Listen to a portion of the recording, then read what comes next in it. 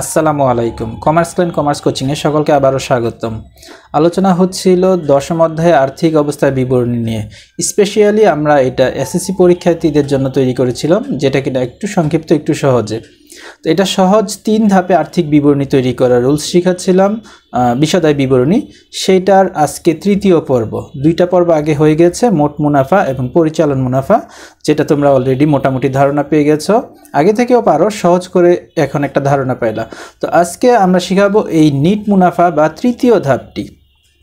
NEET মুনাফা হচ্ছে পরিচালন মুনাফা থেকে অন্যান্য আয় যোগ করব এবং অন্যান্য ব্যয় বিয়োগ করব। অন্যান্য আয় হচ্ছে আমাদের পরিচালনার বাইরে যেই আয়গুলা হয়, ব্যবসায় পরিচালনার সাথে রিলেটেড না যেই আয়গুলা সেইগুলা, এবং অন্যান্য ব্যয় হচ্ছে পরিচালনার সাথে রিলেটেড নয় যেই ব্যয়গুলা।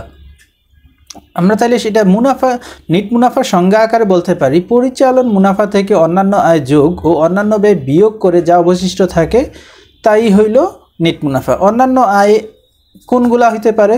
শিক্ষানবিশ সালামি, বিনিয়োগের সুদ, কমিশন প্রাপ্তি। এইগুলোর সাথে আমার ব্যবসায় পরিচালনার কোনো সম্পর্ক নাই।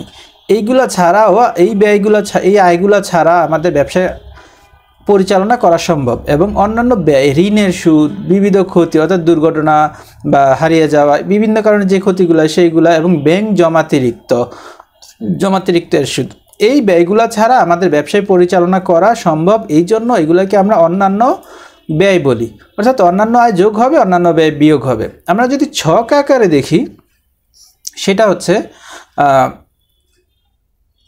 বিশদায় বিবরণীর বিবরণ, টাকা টাকা টাকা, 3টা ছক হয়। আমরা এই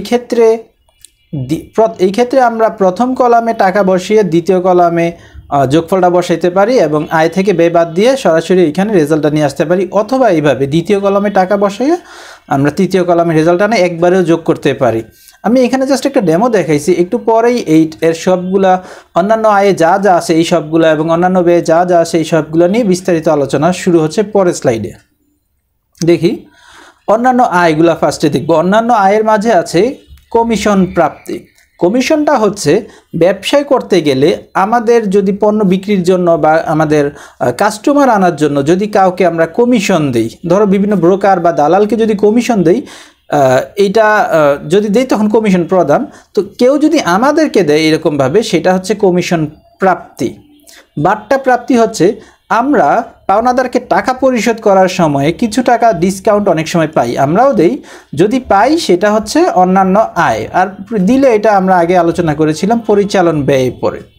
বিনিয়োগের সুদ, আমাদের ব্যবসায়ের নগদ টাকা যদি অতিরিক্ত থেকে যায়, সেই টাকাটা আমরা ক্যাশ বক্সে ফেলে না রেখে বিভিন্ন জায়গায় বিনিয়োগ করি। শেয়ার বা অন্যান্য ব্যাংকে জমা মানে এফডিআর করতে পারি, বা সঞ্চয়পত্র বিভিন্ন কিছু করতে পারি। তো এইগুলোর থেকে যে সুদটা পাওয়া যায় সেটা আমাদের অন্যান্য আয়, এটাকে বলা হয় বিনিয়োগের সুদ।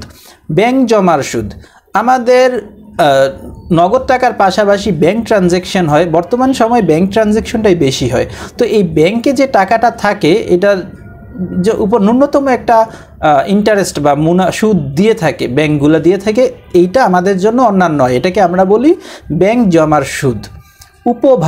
উপভাড়া হচ্ছে আমি ধরো যে ভাড়া নিয়ে একটা ব্যবসা করতেছি, আমি একটা বড় বিল্ডিং ভাড়া নিলাম, এই বিল্ডিংয়ের আমার হচ্ছে 3টা ফ্লোর লাগে, একটা ফ্লোর লাগে না, তো আমি এই একটা ফ্লোর আবার ভাড়া দিলাম। এই ক্ষেত্রে আমি নিজে ভাড়াটিয়া এবং আমার সাথে আরও একজন ভাড়াটিয়া আছে আমার আন্ডারে, তাকে বলা হয় উপভাড়া। তো ওই উপভাড়াটিয়ার নিকট আমি যে টাকাটা পাবো সেইটাই হচ্ছে উপভাড়া। উপভাড়াটিয়ার থেকে আমরা যে টাকাটা পাই সেটা অন্যান্য আয়। প্রাপ্ত লভ্যাংশ, বিনিয়োগের সুদের মতো আমরা অনেক সময় অন্যান্য কোম্পানির শেয়ারও কিনতে থাকি, বিনিয়োগ করি। যেমন আমরা ধরো শেয়ার কিনে বা ডিবেঞ্চার কিনে, এগুলো আমরা একটা সুদ পাই। এটা হচ্ছে শেয়ারের ক্ষেত্রে লভ্যাংশ, এবং বন্ড এবং হচ্ছে সঞ্চয়পত্র এগুলোর ক্ষেত্রে সুদ। আর যদি আমি কোনো কোম্পানির শেয়ার কিনে রাখি, তারা বছর শেষে যে লভ্যাংশটা দেয় সেটাকে বলা হয় প্রাপ্ত লভ্যাংশ। এটা ওয়ান কাইন্ড অফ বিনিয়োগের সুদের মতোই, এটা অন্যান্য আয়। প্রদত্ত ঋণের সুদ, এখানে 2টা এন্ট্রি একসাথে দেওয়া আছে, সাথে উত্তোলনের সুদ। আগে বুঝাচ্ছি প্রদত্ত ঋণের সুদ। প্রদত্ত ঋণ হচ্ছে আমরা যদি কাউকে ঋণ দেই, আমরা সাধারণত ঋণের সাথে পরিচিত, আমরা ঋণ মানে দায়, আমরা ঋণ নেই। তবে আমরা যদি কখনো কাউকে ঋণ দেই, সেটা যদি সুদের বিনিময়ে দেই, সেই ক্ষেত্রে আমি যেই টাকার সুদটা পাবো সেটা হচ্ছে প্রদত্ত ঋণের সুদ। ইসলামী শরিয়া মোতাবেক ঋণের সুদ একটা হারাম এবং বর্জন করার মতো বিষয়, তবে এটা নিয়ম অনুযায়ী এখানে পড়াচ্ছি আমি। উত্তোলনের সুদ, এই উত্তোলনের সুদ হচ্ছে মালিক যদি বছরের শুরু থেকে উত্তোলন করে, এই ক্ষেত্রে যদি ব্যবসায়িক প্রতিষ্ঠানে সুদ ধার্য করার কথা উল্লেখ থাকে তবে উত্তোলনের সুদ ধার্য করা হয়। বিশেষ করে যখন মালিক বছর শেষে উত্তোলন না করে বছরের শুরুতেই উত্তোলন করে তখন এই সুদটা ধার্য করা হয়। উত্তোলনের সুদও হচ্ছে অন্যান্য আয়, এটা প্রতিষ্ঠানকে মালিক দেয়, মালিক উত্তোলন করে, এইটার বিনিময়ে মালিক প্রতিষ্ঠানকে একটা ছোট সুদ দেয়। এটা হচ্ছে অন্যান্য আয়, প্রতিষ্ঠানের জন্য, মালিকের জন্য নয়, মালিকের জন্য এটা ব্যয়। স্থায়ী সম্পত্তি বিক্রয়জনিত লাভ, আমি একটা কম্পিউটার কিনলাম, যেটা আমি কিছুদিন চালানোর পর আমার মনে হচ্ছে যে না আমার এটা হবে না, আরও একটা আপগ্রেড কম্পিউটার কিনতে হবে। এই ক্ষেত্রে আমি যদি এটা আমার পুস্তক মূল্য অর্থাৎ যে মূল্যটা আছে অবশিষ্ট আছে, আমি ধরে নিলাম যে কিনেছিলাম 50,000 টাকা দিয়ে, আমি এখন 1 মাস পরে এটা বিক্রি করবো 40,000 টাকা, আমি যদি এইটা 45,000 টাকায় বিক্রি করতে পারি, এই ক্ষেত্রে 5,000 টাকা হবে লাভ। এই লাভটাকে বলা হয় অন্যান্য আয়, এটা স্থায়ী সম্পদ বিক্রয়জনিত লাভ। এই ক্ষেত্রে আসবাবপত্র, অফিস সরঞ্জাম, অফিস সাপ্লাইজ যে কোনো কিছুর ক্ষেত্রেই হইতে পারে। সবশেষে আছে শিক্ষানবিশ সেলামি, আমার প্রতিষ্ঠানে কোনো কর্মচারীকে যদি আমি কাজ শিখার সুযোগ দিই, আমি বলি যে সে আমার প্রতিষ্ঠানে কাজ শিখবে এবং বিনিময়ে আমাকে কিছু টাকা দিবে, তাকে আমি কোনো বেতন তো দিব না, সে আমাকে উল্টা আরও টাকা দিবে, এইটাকে বলা হয় শিক্ষানবিশ সেলামি। তো এই আয়গুলা হচ্ছে আমাদের ব্যবসায় পরিচালনার সাথে কোনো সংযুক্ত না, এই আয়গুলা ছাড়াও আমার ব্যবসায় পরিচালনা করা যায়। ইনফ্যাক্ট এই আয়গুলা করার আমাদের উদ্দেশ্যই থাকে না, তবে ব্যবসায় পরিচালন করার সময় কখনো কখনো আমাদের এই আয়গুলা হয়, এই জন্য আমরা এই আয়গুলাকে বলি অন্যান্য আয়। তারপরে দেখা যাক অন্যান্য ব্যয়।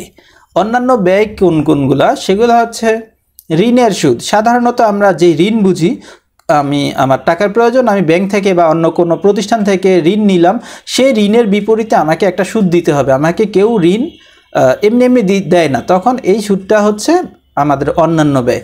আমাদের উদ্দেশ্য থাকে না যে এই ঋণের উপর টাকা নিয়ে আমরা ব্যবসা করব, তারপরে আমাদের প্রয়োজন নিতে হয়, সেটা হচ্ছে ঋণের সুদ। আমি আবারও বলছি, সুদ ইসলামে হারাম, সুদটা আমাদের যথাসম্ভব বর্জন করে চলা উচিত। আচ্ছা, ঋণের সুদ এবং ব্যাংক ঋণের সুদ এটা একই বিষয়। ঋণপত্রের সুদ, আমরা ঋণপত্র বলতে এটা সাধারণত কোম্পানি এমন করে যে তারা শেয়ার বিক্রি করার পরে যদি টাকা সংগ্রহ করতে চায় ঋণ না নিয়ে, তখন তারা জনগণের কাছে ঋণপত্র ইস্যু করে। তখন এই ঋণপত্র কিনলে তারা কোম্পানি জনগণকে একটা সুদ দেয়, এটাকে বলা হয় ঋণপত্রের সুদ। এটা ঋণের সুদের মতোই কাজ করে, তবে এটা হচ্ছে জনগণের কাছে তারা ইস্যু করে ঋণপত্রটা। এই ঋণপত্রটা বন্ড, যেটাকে আমরা বলি বন্ড বা ঋণপত্র, একই কথা, বন্ড ডিবেঞ্চার ঋণপত্র। এইটার বিপরীতে কোম্পানি তার গ্রাহকদেরকে, বা গ্রাহক না, এখানে বন্ড হোল্ডারদেরকে যে সুদ দিয়ে থাকে এটাকে বলা হয় ঋণের সুদ। ব্যাংক জমাতিরিক্তের সুদ, আমরা যখন ক্রেডিট কার্ডের মাধ্যমে জিনিসপত্র কিনি অথবা জমাতিরিক্ত উত্তোলন করি, এই উত্তোলনটার জন্য ব্যাংক আমাদের কাছে সুদ চার্জ করে, যেহেতু এটা ব্যাংক জমাতিরিক্ত ওয়ান কাইন্ড অফ ঋণ, লাইবিলিটিস, তো এইটার জন্য ব্যাংক আমাদের কাছে সুদ চার্জ করে। এই সুদটা আমাদের অন্যান্য ব্যয়, এটাকে বলা হয় ব্যাংক জমাতিরিক্তের সুদ। চুরি বা দুর্ঘটনাজনিত ক্ষতি, আগে বলেছিলাম যে আমাদের ব্যবসায় প্রতিষ্ঠানে বিভিন্ন কারণে ক্ষতি হতে পারে, অগ্নি দুর্ঘটনা ঘটতে পারে, বা বিভিন্ন চুরি হইতে পারে, ডাকাতি হইতে পারে, বিভিন্ন কারণে ক্ষতি হইতে পারে। এই ক্ষতিটা আমরা ব্যয় হিসাবে গণ্য করে অন্যান্য ব্যয়ে দেই। স্থায়ী সম্পদ বিক্রয়জনিত ক্ষতি, আগের উদাহরণটা ছিল স্থায়ী সম্পদ বিক্রয়জনিত লাভ। লাভ বুঝিয়েছিলাম যে আমি যেই টাকায় বিক্রি করার কথা ছিল তার থেকে যদি বেশি টাকায় বিক্রি করতে পারি তবে আমাদের স্থায়ী সম্পদ বিক্রয়জনিত লাভ হয়। আর এই ক্ষেত্রে স্থায়ী সম্পদ বিক্রি করার যে মূল্যটা আমি ধার্য করছি তার থেকে যদি কম মূল্যে বিক্রি করতে হয়, যত টাকা কম মূল্যে বিক্রি করা হয় তত টাকাই হলো স্থায়ী সম্পদ বিক্রয়জনিত ক্ষতি। উদাহরণস্বরূপ, আমি আগের কম্পিউটারটি বলেছিলাম যে আমার 1 মাস পরে এটার দাম হইল 40,000 টাকা, আমি এটা 45,000 বিক্রি করছিলাম, কিন্তু যদি সিচুয়েশন এমন হয় যে আমি এটা 40,000 টাকা বিক্রি করতে পারতেছি না, বেশি তো আরও না, তখন আমি এটা বাধ্য হয়ে 2,000 টাকা কম অর্থাৎ 38,000 টাকায় বিক্রি করলাম। এই ক্ষেত্রে এইটার দাম ছিল 40,000 টাকা, 2,000 টাকা ক্ষতি আর 38,000 টাকা আমি এটা বিক্রি করছি। এই হচ্ছে আমার 40,000 টাকার হিসাব। সবার শেষে আছে শিক্ষানবিশ ভাতা। শিক্ষানবিশ সেলামি এর বিপরীত হচ্ছে ভাতা। এই ক্ষেত্রে কেউ যদি আমার প্রতিষ্ঠানে কাজ শিখতে আসে, আমি তার সাথে চুক্তি হবে যে আমি তাকে সে আমার থেকে কাজ শিখবে এবং বিনিময়ে তাকে অল্প কিছু টাকা আমি বেতন হিসেবে দিব। এটাকে বলা হয় শিক্ষানবিশ ভাতা। সে যতদিন শিখবে ততদিন আমার কাছে কাজ করে শিখবে এবং আমি তাকে কিছুটা ভাতা দিব। দুঃখিত, আমি আগে বেতন বলেছিলাম, আমি তাকে বেতন দিব না, ভাতা দিব। ভাতা হচ্ছে তার হাত খরচ, নাস্তার টাকা, তারপরে হচ্ছে আসা যাওয়ার জন্য, এইরকমভাবে আমরা যেই খরচগুলো দিয়ে থাকি এইগুলোকে বলা হয় শিক্ষানবিশ ভাতা। এই ভাতাটা আমাদের অন্যান্য ব্যয়। তো এরই সাথে সাথে আমরা অন্যান্য আয় এবং অন্যান্য ব্যয়গুলো জানলাম। এবারে যদি আমরা একটা ফুল প্যাটার্নে দেখি বিষয়দায় বিবরণীর কাজ, তার আগে আমরা এটা দেখি আমাদের এই সব কী কী কমপ্লিট হইলো। 3টা ধাপ যেটা বলেছিলাম বিষয়দায় বিবরণী, সেই 3টা ধাপ হইলো মোট মুনাফা কমপ্লিট, পরিচালন মুনাফা কমপ্লিট, এবারে নেট মুনাফা এইটাও কমপ্লিট। আমরা যদি সম্পূর্ণ সূত্রটা একবারে দেখানোর চেষ্টা করি, দেখতে পাবো ফার্স্টেই বিক্রয় লিখতে হবে, নিট বিক্রয়, বিক্রয় থেকে বাদ দিব বিক্রিত পণ্যের ব্যয়, পাবো হচ্ছে মোট মুনাফা। এই মোট মুনাফার থেকে আমরা যদি পরিচালন ব্যয় বাদ দিই, পাবো হচ্ছে পরিচালন মুনাফা। এই পরিচালন মুনাফার সাথে অন্যান্য আয় যোগ করব এবং অন্যান্য ব্যয় বিয়োগ করব, তবে আমরা পাবো হচ্ছে নিট মুনাফা। এই নিট মুনাফা তৈরি করার জন্য সম্পূর্ণ কাজটা একবারেও করা যায়, একবারে শিখাইলে এটা একটু বড় মনে হয়, তাছাড়া পরীক্ষায় এটা ভেঙে ভেঙে আসে। কোনো প্রশ্নে চায় মোট মুনাফা, কোনো প্রশ্নে চায় নিট মুনাফা, কোনো প্রশ্নে চায় পরিচালন মুনাফা, আবার কখনো কখনো সম্পূর্ণটা একসাথে চায়। ওই ক্ষেত্রে এন্ট্রি অনেক কমিয়ে দেয়। তোমাদের ভয় পাওয়ার কিছুই নাই, তোমরা শুধু নিয়ম শিখবা, নিয়ম অনুযায়ী করবা। এখন বাকিটা আল্লাহর উপরে। তো এই ভিডিওটার মাধ্যমে আমি মূলত বিষয়দায় বিবরণী কমপ্লিট একটা ধারণা দিলাম, একটা বেসিক ধারণা এবং সংক্ষেপে ধারণা দিলাম। এইটা সম্পূর্ণটা বিষয় আমরা যদি শুরু থেকে শিখাইতে চাই একজন 9-10 ছেলেকে, তাইলে আমাদের কমপক্ষে 1 থেকে 2-3 মাস সময় নিয়ে আমরা এটা করাই, এটা যাতে একবারে মাথায় থাকে। কিন্তু আমি এখানে 3টা ভিডিওতে একবারে শর্ট ধারণা এটা বুঝাইলাম। এইটা যদি কেউ ভালোভাবে বুঝতে পারে তবে এই ভিডিওগুলোই তার জন্য যথেষ্ট। আর্থিক বিবরণীর পরবর্তী বিবরণীটি হচ্ছে মালিকানা সত্ত্ব নির্ণয় বিবরণী। এইটা একেবারে পানির মতো সহজ, একটা ক্লাসই যথেষ্ট, একটা ভিডিওই দিব আমি। পরবর্তী স্লাইডটা বানাবো মালিকানা সত্ত্ব নির্ণয়, এটার উপর ভিত্তি করে এই ক্লাসটা দিব। তোমাদেরকে এই ভিডিওটাও দেখার আমন্ত্রণ জানিয়ে আজকের ভিডিও আমি এখানেই শেষ করছি।